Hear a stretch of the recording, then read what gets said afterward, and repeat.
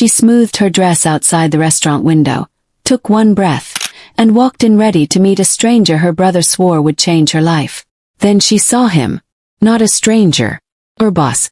The man who signed her paycheck, who'd rejected her last promotion, who didn't even know her first name was Emma outside of a meeting agenda.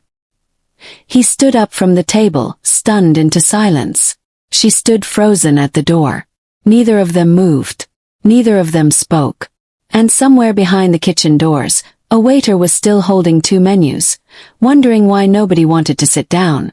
Emma Carter had rehearsed exactly 4 sentences on the drive into Manchester city centre, and she forgot every single one of them the moment she stepped through the door of the gantry and saw Nathaniel Reed sitting at table 9 with his tie loosened and a glass of red wine already half gone.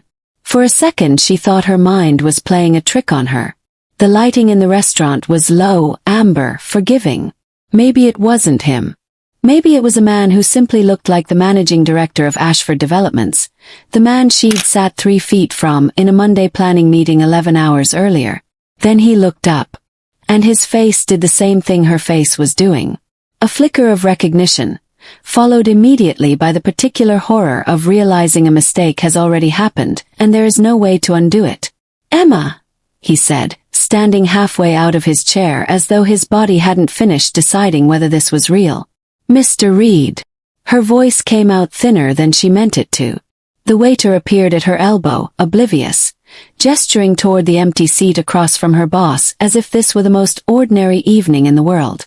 "Table for 2, madam. Right this way." Neither of them corrected him. Neither of them moved toward the door either. That was the part Emma would replay for weeks afterward, that in the 2 full seconds where she could have turned around and walked straight back out onto Deansgate and pretended none of it had happened, she didn't. She stood there, hand still on the strap of her handbag, and let herself be shown to the chair across from a man she had spent the last 8 months trying very hard not to think about outside of working hours. "You can go," Nathaniel said quietly to the waiter, who blinked, shrugged, and disappeared. Emma sat down slowly, the white tablecloth cool under her fingertips. "My brother set this up," she said, because it was the only true thing she had left to offer. "He said her name was Nicola, a friend of a friend. I didn't get a surname.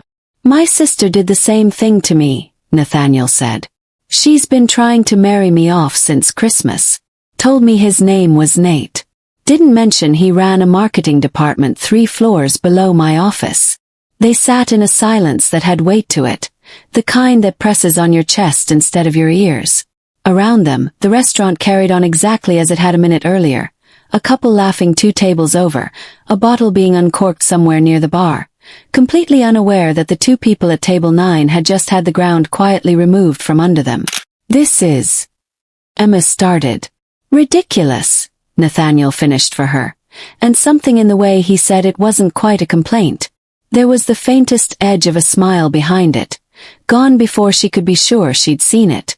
She picked up the menu because her hands needed something to do. She didn't read a word of it.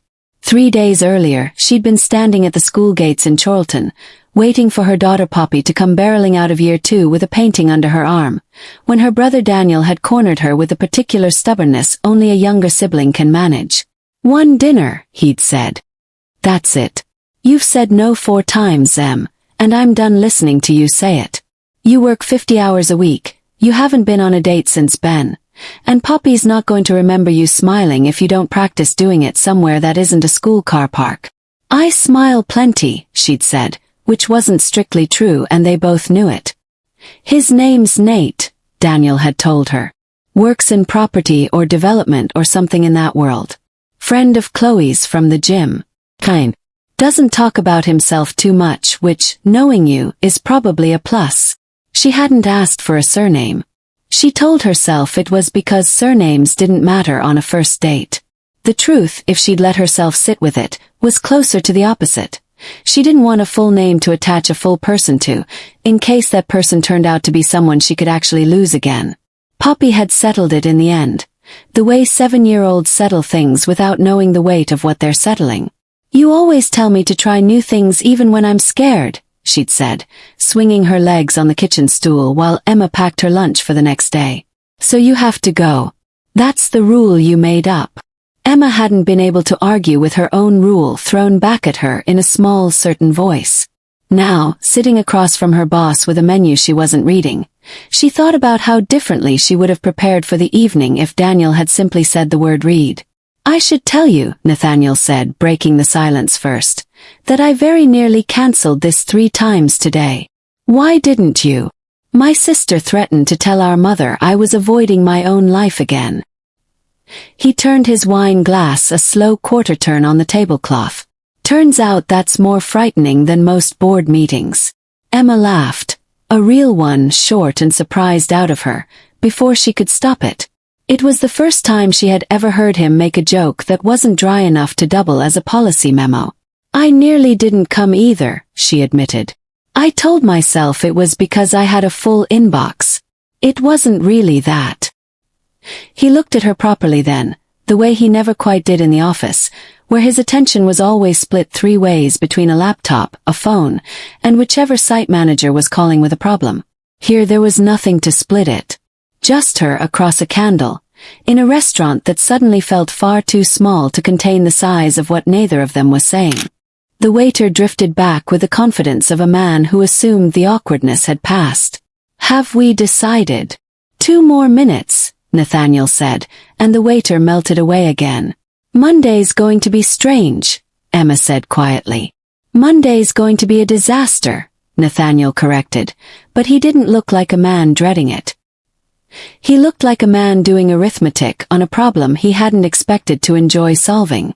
Dinner, once they finally ordered, unfolded slower and easier than either of them had any right to expect from a date that had opened in outright panic. Nathaniel asked about Poppy, and Emma found herself talking longer than she meant to about the phase her daughter was currently in, insisting she was going to be a marine biologist, having abandoned last month's ambition of becoming an astronaut, and the month before that, someone who names hurricanes for a living. She's better company than most adults I work with, Emma said, and then caught herself. No offense. None taken. Most of the adults I work with are worse company than a hurricane. She laughed again, easier this time, and something in her shoulders that had been drawn tight since she walked through the door finally began to loosen. He didn't offer sympathy when she mentioned Ben. Not directly, not by name, just a passing reference to when Poppy's dad died, that she dropped into the conversation the way you might mention weather, flat and practiced from years of saying it to people who didn't know how to respond. Nathaniel didn't reach for the easy words. He didn't say I'm sorry or that must have been hard. He simply reached across and moved the bread basket an inch closer to her, without a word, the way you'd do for someone you'd known far longer than 3 hours. It was such a small gesture. She would think about it for days. I nearly quit corporate life altogether after my father's business went under, he said eventually, when the conversation had drifted somewhere quieter. Property development wasn't meant to be the family trade. I trained as a structural surveyor. Spent 3 years assessing load-bearing frameworks on commercial sites before I ever sat behind a desk with managing director on the door. Emma set her fork down slowly. I didn't know that. Nobody at Ashford does. It's not on my staff profile. He said it plainly, the way a man recites something he's rehearsed alone in his car 100 times and never once said out loud in a room with another person in it. There was an incident. A site my firm signed off on. A structural fault got missed. Overruled, actually, by someone who wanted the handover date more than he wanted the truth. Nobody died. It was close enough that I couldn't stay in that line of work afterward without hearing the sound of it every time I closed my eyes. So you moved into development instead. I told myself it was safer. Fewer places for someone else's shortcut to end up costing something I couldn't get back. He looked up at her, something rawer in his face than she'd ever seen across a boardroom table. Turns out I just moved the same problem 3 floors up and gave it a bigger budget. Emma thought, not for the first time that evening, that she had spent 8 months working for a man she didn't actually know at all. Tell me something that isn't heavy, he said, catching himself, steering them gently toward lighter water. Tell me about the marine biologist. Her shoulders eased properly this time. She told him about Poppy's obsession with a documentary she'd watched 4 times in a row, about the fish tank Poppy had been lobbying for since March, about the time she tried to convince Emma that a goldfish counted as starting small. "You could get a cactus," Nathaniel offered. "Hard to kill. I killed a cactus once." "Then I genuinely don't know what to tell you." They both laughed properly then, and for a moment the restaurant noise fell away entirely. Just candlelight, and two people who had known each other's work for the better part of a year finally learning the parts that never made it into a meeting agenda. When the bill came, Emma reached for her bag out of habit. Nathaniel had already handed his card over before she'd finished the motion. "We're going to have to be Mr. Reed and Ms. Carter again on Monday," she said, standing, smoothing her coat over one arm. "I know how that works," he said. "I know you do." She hesitated at the door, coat half-buttoned, looking back at him a second longer than she meant to. "That's not what I'm worried about." He watched her walk to her car through the restaurant window, and understood exactly what she meant, and knew, standing there with his hands in his pockets, that Monday was going to be considerably harder than either of them had let themselves say out loud over dinner. For a man who had spent 3 years building his entire life around routines that couldn't surprise him, the same coffee order, the same drive to the same sites, the same careful distance from anyone who might ask more of him than a Tuesday status update, the fact that one dinner had already rearranged the furniture inside his chest felt less like a warning and more like something he'd been waiting years for without knowing it. He drove home the long way, past the Riverside development site his firm had broken ground on 8 months earlier, past scaffolding silhouetted black against the last gray light over the Irwell, and found himself slowing near the North Tower crane without quite meaning to, the way a man's foot finds a familiar break before his mind catches up to why. He hadn't thought about his old career in years without some part of him flinching first.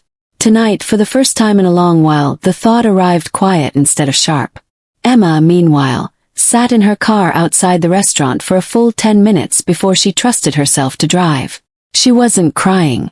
She wasn't sure what she was doing, exactly, turning the evening over in her hands like something she'd found on a beach and wasn't yet sure whether to keep. She thought about Ben, the way she always did on nights that felt like they mattered, not with grief exactly, but with a kind of careful respect, the way you'd nod to an old photograph on your way out the door. He would have liked Nathaniel, she thought, and then laughed quietly at herself for how strange a thought that was to have about her own boss on the same night she'd found out he was her date. Her phone buzzed on the passenger seat. A text from Daniel. Well, did Nicola turn up? Was he charming or a disaster? She stared at the screen for a long moment before typing back. Complicated. Tell you tomorrow. That good or that bad? Daniel replied instantly. Both, she wrote, and put the phone face down before he could ask anything else. At home, the babysitter was dozing in front of a muted television, and Poppy was already asleep, one arm thrown over the edge of her duvet, a half-finished drawing of a submarine on the floor beside her bed. Emma paid the babysitter, walked her to her car, and stood on the porch along while after the taillights disappeared, replaying the small, unremarkable moment of the bread basket sliding an inch closer to her, like it was something worth keeping safe. The Monday morning briefing at Ashford Developments ran 4 minutes longer than usual, and everyone in the room except 2 people thought that was perfectly normal. Emma stood near the back with her laptop open, reading out the quarter's marketing targets in the same even voice she used for every other Monday of the year. Nathaniel stood at the front, running through site updates, eyes moving across the room and never landing on her for longer than a briefing required. Should have been easy. Had been easy, in fact, for 8 months. Right up until Friday night had changed the maths. After the room cleared, Emma lingered by the door until the last person had filed out. I could ask to move on to a different account, she said. Report to someone else. Cleaner for everyone. Nathaniel's pen stopped over the folder in front of him. Is that what you want? No, she admitted. But I don't want you explaining to the board why your marketing coordinator had dinner with you 4 days before a site safety review. Nobody's explaining anything, he said, tighter than he meant it to sound. Nothing happened that needs explaining. They both knew that wasn't entirely true. It was true enough to leave the room on, though, and Emma did, heels clicking down the corridor toward her desk. She threw herself into work harder than usual that morning, double-checking copy she normally trusted on the first pass, as if enough proofreading could crowd out the memory of candlelight and a bread basket pushed an inch closer without being asked. A colleague asked her twice if she was feeling all right. She said she was fine both times, and neither answer sounded convincing. In his office that afternoon, Nathaniel pulled Emma's personnel file. Not the summary HR kept for scheduling, but the full record, the one that's still listed, buried under an old employment history section nobody had bothered updating, that she'd spent 2 years as a junior quantity surveyor before switching into marketing not long after her husband's death. He'd read the file before. In the detached procedural way a director reads anyone's paperwork. He read it a third time that afternoon and caught himself lingering on details he'd skimmed past without really seeing them. He closed the folder before he could let himself read it a fourth time. By Wednesday, Nathaniel found himself walking the Riverside site more than his own calendar strictly required, watching Emma work the marketing brief for the site's show home launch with an attentiveness he hadn't let himself have before. Not for competence, he already knew she had that in spades, but for the smaller things underneath it. The way she crouched down to a junior colleague's eye level to explain a correction instead of firing it off in an email the way half the department did. The way she double-checked a supplier invoice that had already been signed off an hour earlier, simply because something about the total hadn't sat right with her. At noon, her phone buzzed with a video call from Poppy, home that day with nothing worse than a cold, holding up a drawing of a submarine with far too many portholes. "I gave it 9 windows," Poppy said, tilting the paper toward the camera. "Real submarines only have small ones, but big ones look better." "Big ones are better," Emma agreed, smiling in a way the office rarely saw from her. Later that afternoon, when the same call cut short because a supplier needed her attention, she found Nathaniel already waiting by the site cabin with 2 coffees, one held out toward her before he'd said a word about needing it. "You looked like you skipped lunch," he said, like it was nothing, like he hadn't been watching for the exact moment she'd need it. She took the cup and didn't ask how he knew. Neither of them mentioned that managing directors didn't usually bring coffee to marketing coordinators. Nathaniel had heard the tail end of the call with Poppy before he'd walked over, the unguarded warmth in Emma's voice, a register he had never once heard her use in 8 months of briefings, and he filed it away the same careful way he'd filed everything else about her. Except this time. He let himself hold on to it a little longer before moving on down the row. That evening, standing at his office window looking down at the empty site, tower crane dark against the dusk, he asked himself honestly whether the extra hours he'd been logging at this particular development had ever really been about the concrete pours at all. He didn't have an answer he liked, so he turned off the light and went home instead of sitting with it any longer. Colin Ashby had been head of site operations at Ashford Developments for 9 years, and for the last 2 of those years he had been quietly signing off on inspection paperwork he had no real authority to approve. Small deferrals here, a maintenance delay there, all in the name of trimming costs before the quarterly figures went to the board. It wasn't the first time he'd done it, and Nathaniel's arrival as managing director hadn't changed a habit nobody above him had ever thought to check closely. Colin had also been the internal favorite for the managing director role 2 years earlier, a decision the board had reversed in Nathaniel's favor at the last minute.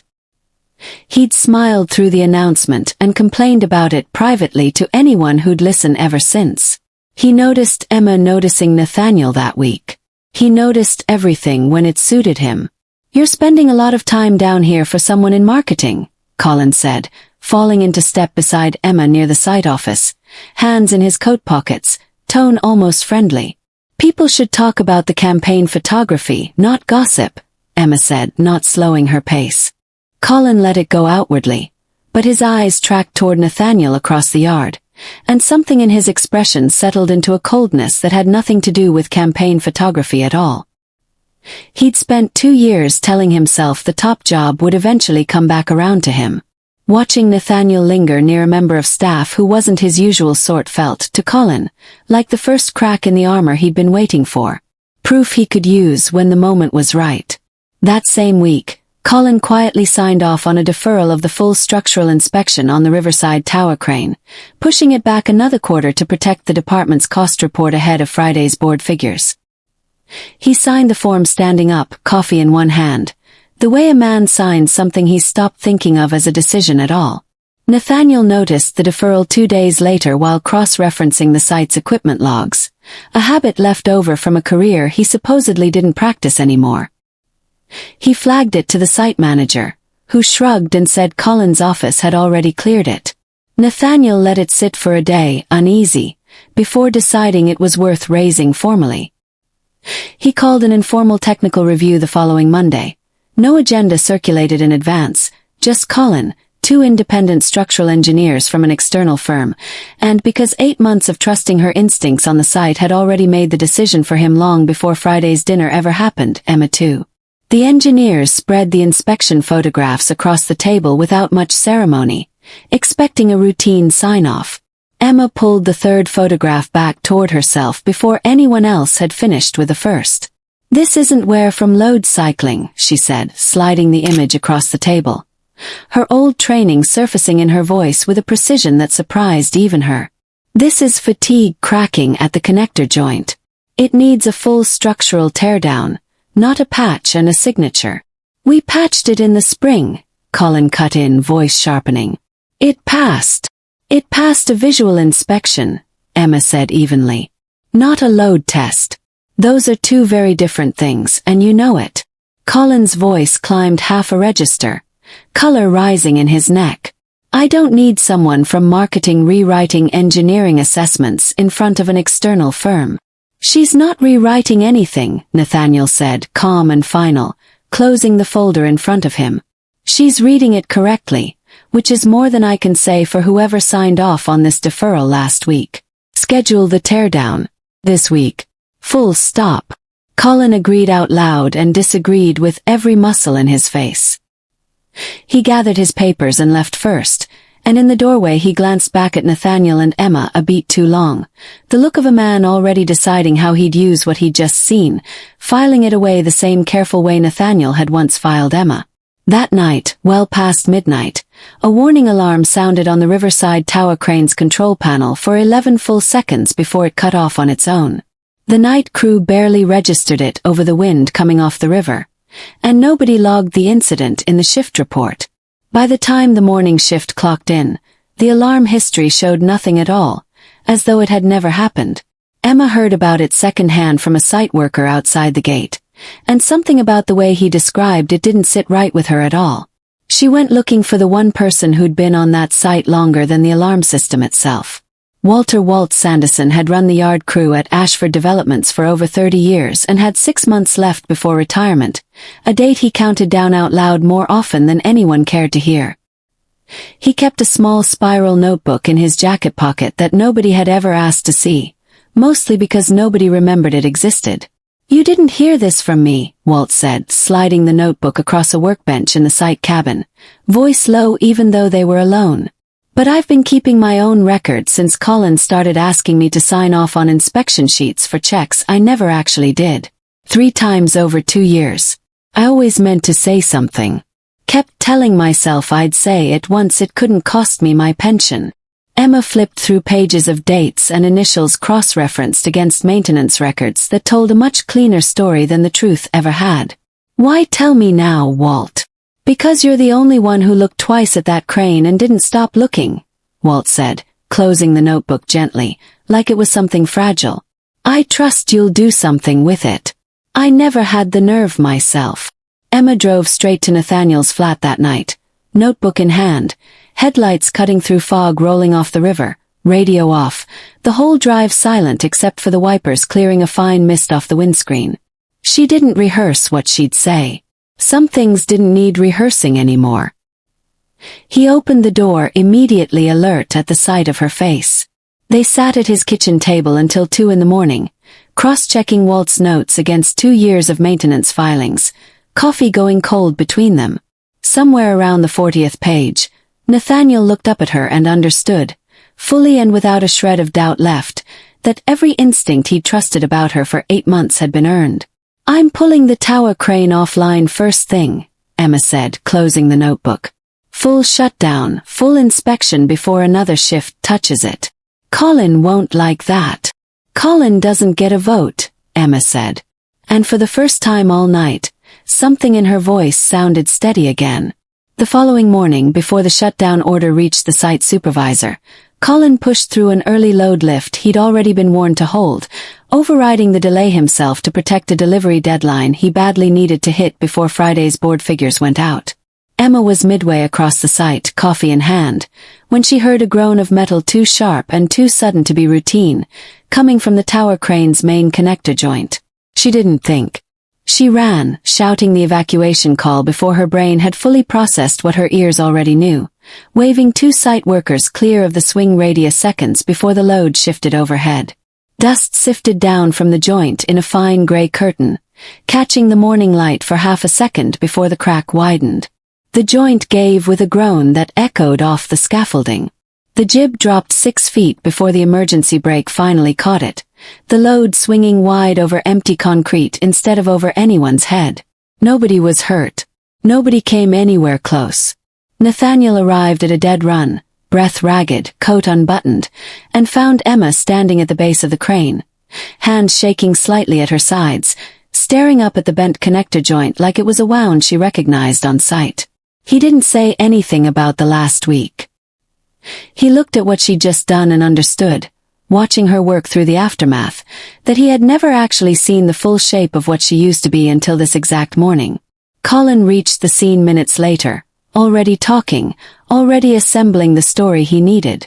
"Equipment failure," he said, spreading his hands. "These things happen. We file it as a mechanical fault and move on." "It's not a mechanical fault," Emma said, turning to face him fully. "It's a maintenance record you falsified twice, and a shutdown order you personally overrode this morning to protect a delivery deadline." Colin's face cycled through 3 expressions before settling on outrage. "That's a serious accusation coming from marketing." "She's not marketing today," Nathaniel said, stepping between them, voice carrying across the site. "She's the only reason nobody's in an ambulance right now. Walt's notebook is already on my desk, Colin. So was your override. Time-stamped an hour before this happened." For the first time since Nathaniel had known him, Colin had nothing ready to say back. The board convened an emergency session 2 days later, and Nathaniel walked in with Walt's notebook, the falsified inspection sheets, Emma's technical assessment, and the crane's full maintenance history laid out in a folder thick enough to end most arguments before they started. Colin tried anyway, spending the first 10 minutes attacking the credibility of the evidence itself, questioning whether someone from a marketing background had any standing to override a signed inspection at all. "I think it's worth asking," he said, pivoting when that line failed to land, looking directly at Nathaniel across the long table. "How objective any of this really is, given that our managing director had dinner with this particular member of staff last Friday. People downtown saw them together." The room went quiet in the specific way rooms go quiet when someone has said something true and ugly in the same breath. Emma didn't flinch. She let the silence sit for exactly as long as she needed it to. "I had dinner with a man I didn't know I worked for until I sat down across the table from him," she said evenly, meeting every eye in the room one at a time.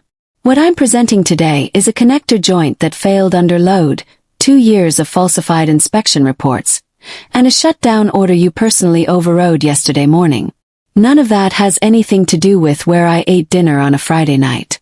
If you'd like to discuss my personal life instead of the safety of this site, Colin, I'm happy to let the board decide right now which one of us should actually be answering questions today." Nobody spoke for a long moment. Then the chair asked Colin to leave the room, and the vote to suspend him pending a full investigation took less than 5 minutes to close. Before the meeting adjourned, the board offered Emma a newly created role, head of site compliance, full authority to review structural documentation across every Ashford development in the region. Nearly everything her old training had prepared her for, back before she'd walked away from it after Ben died and told herself she was done building a career that could remind her of what she'd lost. She looked at Nathaniel first. He gave her nothing but a small, steady nod, the kind that said the choice was entirely hers to make, and he'd respect whatever she decided either way. "I'll take it," Emma said finally. "On one condition. Every inspection gets a named signature from now on. No more deferrals nobody has to answer for later." The board agreed without argument. Walking out, Nathaniel fell into step beside her, close enough that their shoulders nearly touched. Neither of them worried for the first time all week about who was watching. "You didn't have to take it," he said quietly. "I know," Emma said. "I wanted to." "That's different."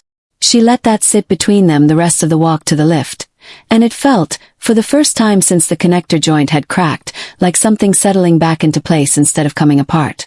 That weekend, Daniel called Emma's mobile while flipping through the local paper's business section over breakfast. A short piece crediting E. Carter, Ashford Developments by name, for flagging a structural fault that averted a serious incident on the Riverside site. "Emma Carter," Daniel said slowly, the paper still open in front of him. "That's not, hang on. Is Nate the same bloke who runs Ashford?" Emma let the silence answer for her, a second too long to pass as nothing. "You have got to be joking," Daniel said. "You've worked for him this whole time and you said nothing." "I didn't know his surname when you set it up," Emma said. "Neither did you apparently, or you'd have told me first." They met at Daniel's kitchen table 2 days later, all three of them, and Daniel spent the first 10 minutes somewhere between stunned and genuinely offended before it tipped slowly into something closer to relief. 8 months, he said, shaking his head at both of them across the table. "You two worked in the same building for 8 months, and neither of you ever said a word to me about it." "I didn't tell you what I do for a living either," Nathaniel admitted, turning his coffee mug slowly in his hands. "Because it's the last thing I ever built before I lost the nerve to build anything again. I wasn't ready to hand that story to anyone, least of all someone I liked as much as you." Daniel looked at them both a long moment, then laughed, short and disbelieving, shaking his head at himself now instead of them. "So I didn't actually set anyone up at all. I just finally forced the two of you to say it out loud." "You did more than that," Emma said. "You were right about him before either of us was ready to admit it." Daniel pointed a fork at his sister. "I'm always right. You two just take longer than most people to catch up." Poppy met Nathaniel properly the following week at a park bench near the canal, and studied him with the frank, unhurried attention only a 7-year-old can manage without any self-consciousness at all. "Do you like boats?" she asked, swinging her legs. "I like people who take care of them," Nathaniel said, and meant it in more ways than she understood yet, glancing sideways at Emma as he said it. Poppy considered that answer with the seriousness of a much older person, then slid a drawing across the bench without being asked. "You can have this one," she said. "I already made a better one." Nathaniel folded it carefully and put it in his jacket instead of his pocket, the way a person keeps something they intend to hold on to for longer than an afternoon. 3 weeks after the board meeting, Colin was formally dismissed following the investigation's findings, and Emma started her new role with a badge that finally carried a title matching what she'd actually spent years training to do. On a Friday evening that felt deliberately unremarkable, she and Nathaniel found themselves back at the gantry, both of them asking for table 9 without either one saying so out loud first. The hostess seated them without a second thought, as though it had always been reserved for exactly this. There was no grand declaration between them. There didn't need to be one anymore. Emma set her hand flat on the white tablecloth, the same gesture from the first night, except this time it wasn't an accident, and it wasn't a question either. Nathaniel looked at it for a moment, then covered her hand with his, steady, unhurried, like a man setting down something heavy he'd been carrying a long way, and finally letting himself put it down. Outside, the wind off the river picked up faintly against the window. The same wind that had carried fog to his doorstep the night she'd shown up with Walt's notebook. Neither of them mentioned it. They didn't need to. It was simply there now, part of the ordinary weather of their life together, no longer something either of them had to brace against. His phone buzzed once in his pocket. A text from Daniel. "Poppy's asleep at mine. Don't rush back. Finish your dinner for once in your life." He read it, smiled, and put the phone away without checking it again. It had taken them 8 months to stop being strangers to each other in every way that actually mattered, and one poorly kept secret from a well-meaning brother to finally stop pretending they still were. Months later, when people at Ashford Developments told the story, And by then everyone told it, in the exaggerated, half-affectionate way office stories get told once nobody's job is at risk anymore. They always started it the same way. You'll never guess how the boss met his other half. And they were right. Nobody ever did guess. Not until they got to the part about the restaurant, and the two menus nobody wanted, and a hostess who had no idea she was seating two people who already knew each other better than either of them had been ready to admit. Emma kept Walt's notebook in the top drawer of her new office long after the investigation closed, not because she needed it anymore, but because it reminded her of the version of herself she'd almost stopped trusting, the one who noticed things other people had trained themselves not to see. Walt retired 6 weeks later, exactly on schedule, and sent her a card with a single line inside. Told you someone would do something with it. Daniel never let either of them live down the blind date for long. At Christmas, over a dinner far louder and messier than the one at the gantry had ever been, he raised his glass and announced, to Poppy's delight and Nathaniel's visible discomfort, that he was officially taking full credit for the biggest accidental success of my entire life, and that any future grandchildren were to be named after him as a matter of principle. Absolutely not, Emma said, laughing. We'll discuss it, Nathaniel said, and the look on his face when he said it told Emma everything she needed to know about how far they'd both come from two strangers frozen at a table, not reaching for a menu, not reaching for a word. Some nights, driving home past the Riverside site, its lights now steady and its cranes long since repaired and recertified, Nathaniel still slowed near the spot where the joint had failed. He didn't flinch anymore when he did it. He simply looked, the way you look at a scar you're no longer ashamed of, and kept driving toward the two people waiting for him at home.